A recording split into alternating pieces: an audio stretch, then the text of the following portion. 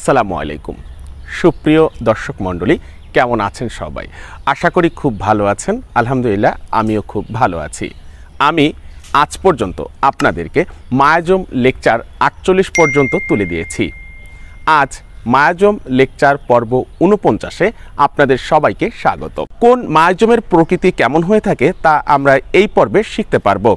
আর এই পর্বটা শিখতে হলে মনোযোগ সহকারে গল্পটি না টেনে সম্পূর্ণ দেখার চেষ্টা করুন, তবেই মায়াজম লেকচার পর্ব 49 আপনারা শিখতে পারবেন কোন মায়াজমের মানসিক প্রকৃতি কেমন হয়ে থাকে। আরেকটি মজার ঘটনা আগেই বলে নিই, তা হলো এই গল্পের মাধ্যমে একটি কুইজ প্রতিযোগিতার আয়োজন করেছি। এই গল্পটি সম্পূর্ণ দেখার পরে কোন মায়াজমের মানসিক প্রকৃতি কেমন ছিল আপনারা তার অ্যান্সার করবেন আগামী এক সপ্তাহের ভিতরে। তাই গল্পটি খুব মনোযোগ সহকারে দেখার চেষ্টা করুন। গল্পটি ছিল এমন: এক ব্যক্তি তার ব্যাগে কিছু পরিমাণে টাকা নিয়ে রাস্তা দিয়ে হেঁটে যাচ্ছিল। এমত অবস্থায় এক ছিনতাইকারী তার ব্যাগটি নিয়ে দৌড় দিল। কিছু সংখ্যক লোক সেই ছিনতাইকারীটিকে ধরে ফেলল। এক একজনের মানসিক ভাব এক এক রকম হবে, এটাই স্বাভাবিক। আমি ইতিপূর্বে মায়াজমের একটি ভিডিওতে কোন মায়াজমের মানসিক প্রকৃতি কেমন হয়ে থাকে তা আপনাদের হাতে তুলে দিয়েছি। আজ এই পর্বে দেখব কোন মায়াজমের মানসিক প্রকৃতির জন্য কোন মানুষটি ওই চোরটার সাথে কি ব্যবহার করেছিল তা আপনাদের বোঝানোর চেষ্টা করছি, এবং এই প্রশ্নের অ্যান্সার আপনাদের কাছ থেকেই আশা রাখছি। ব্যাপারটা এমন ছিল, যখন চোরটিকে ধরে ফেলল তখন ওখানে কিছু সংখ্যক লোকের ভিতরে একটি ব্যক্তি ছিল, যে ব্যক্তিটা বারবার বলছিল এই ছিনতাইকারীটাকে কি করতে হবে আমি তোমাদের পরামর্শ দিচ্ছি। কিছু লোক জিজ্ঞাসা করলো, ঠিক আছে আপনি বলুন, এলাকার মুরব্বী আছেন, আপনি বলুন এই ছিনতাইকারীর সাথে আমরা কি করতে পারি।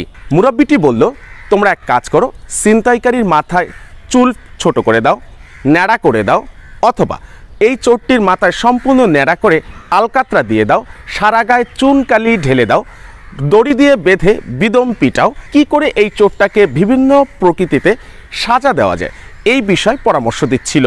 পাশে থাকা দ্বিতীয় ব্যক্তি মুরব্বী চাচার কথার সাথে সহমত পোষণ করে উঠে বললেন, চাচা এত পরামর্শ গ্রহণ করার সময় নেই, মাইরের থেকে ভালো কোনো ওষুধ নেই। আগে ছিনতাইকারীকে মারতে হবে, তাই প্রথমে মারুন, তারপরে বোঝার চেষ্টা করুন কেন চুরি করেছিল, কেন এই কাজটি সে করেছিল। এত কিছু শোনার আমাদের সময় নেই, এটাকে মারতে হবে, এটাই সমাধান। এই কথা বলার সঙ্গে সঙ্গে তৃতীয় ব্যক্তি পিছন থেকে এসে দ্বিতীয় ব্যক্তির কথা শুনে সামনে পিছনের কোনো কথা না শুনেই শুধুমাত্র উৎসাহ পেয়ে সবাইকে সাইডে সরিয়ে দিয়ে মাঝখান থেকে এসে ছিনতাইকারীকে বিদম পিটানো শুরু করেছে। এত পরিমাণে মার দিল, ছিনতাইকারী মরমর অবস্থা। এমত অবস্থায় দ্বিতীয় ব্যক্তি উঠে রিপিট আবার বলা শুরু করলো, আপনারা কি করছেন? ছিনতাইকারী তো মারা যাবে, এভাবে কি মারা ঠিক হলো? এভাবে কি মারা ঠিক হয়? কেন মারলেন এভাবে? এভাবে মারা আপনাদের কোনো প্রকার ঠিক হয়নি, এই মারটি আপনাদের খুব ভুল হয়ে গেছে। আমি এইভাবে কি আপনাদের মারতে বলেছিলাম? আপনারা কেন এভাবে মারলেন? তৃতীয় ব্যক্তি উঠে বলল, আপনি তো একটু আগে বললেন মায়ের উপরে ওষুধ নেই, মায়ের সবার আগে দিতে হবে, আমরা মায়ের কথা শুনলাম তারপরে তো মার দিলাম। দ্বিতীয় ব্যক্তি বলল, হ্যাঁ আমি মারতে বলেছিলাম, কিন্তু এত মারতে তো বলিনি। সঙ্গে সঙ্গে দ্বিতীয় ব্যক্তি একটা চোখ পাল্টি দেওয়া যাকে বলে, চোখ পাল্টি দিয়ে দিল। তৃতীয় ব্যক্তি মার দিয়ে ওখান থেকে সরে পড়ল। চতুর্থ ব্যক্তি, যার ব্যাগটি ছিনতাই হয়েছে, সে কিছুই বলছে না, সে চুপচাপ শুধু দেখেছে এবং উপরওয়ালাকে ডাকছে, হে সৃষ্টিকর্তা এই ছিনতাইকারী জানি কিছু না হয়, এই ছিনতাইকারী জানি মারা না যায়, এত পরিমাণে জানি না মারে, এই লোকটা বিপদে ছিল বলেই ছিনতাই করেছিল, না হয় আমার কিছু টাকাই যাচ্ছিল, আজকে কি পরিমাণে মার খেলো, আল্লাহ এটাকে সুস্থ করে দাও, ও আমার কয় টাকা নিয়ে যাক, আমি তো টাকাগুলো ফেরত পেয়েছি, ভাই আপনারা যারা আছেন ওকে ছেড়ে দেন, মেরেন না, ব্যাগ তো আমার গেছে, ব্যাগ তো আমি পেয়েছি, আপনারা ওকে মারবেন না, ওকে ছেড়ে দেন।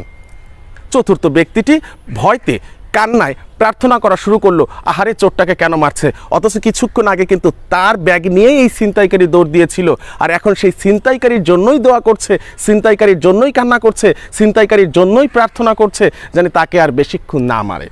অর্থাৎ এখানে আমরা চারটি প্রকৃতির মানুষ দেখতে পাচ্ছি। নাম্বার 1, একটি ছিনতাইকারী ধরার পরে কিভাবে মারতে হবে। নাম্বার 2, ছিনতাইকারী মারার আগের উৎসাহ দেওয়া, এবং ছিনতাইকারী মারার পরে যখন মৃত অবস্থায় তখন তার সঙ্গে সঙ্গে আবার সেই জনগণের সাথে চোখ পাল্টি দেওয়া। তৃতীয় ব্যক্তি, সামনে পিছনের কোনো কথা না শুনে চোরটাকে মেরে রক্তাক্ত করে দেওয়া। এবং চতুর্থ ব্যক্তি, যার ব্যাগ গিয়েছে তারপরও সেই ছিনতাইকারীর জন্যই আবার মায়া উৎসাহ দেখানো।